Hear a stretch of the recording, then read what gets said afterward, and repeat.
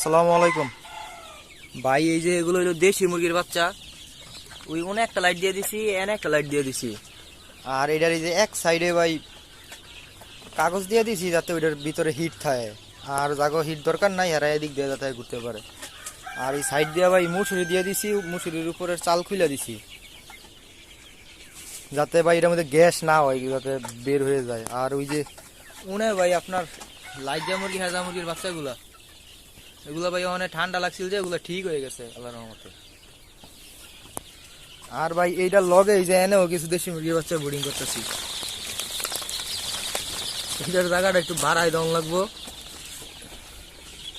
আর এই যে এখানে ভাই কিছু ওই যে বাচ্চা আছে যেগুলো ঠান্ডা লাগছিল কইছিলাম, এগুলো ভাই ঠিক হয়ে গেছে। এগুলো দিয়ে শুক্রবারে নিয়ে বিক্রি করে এলাম।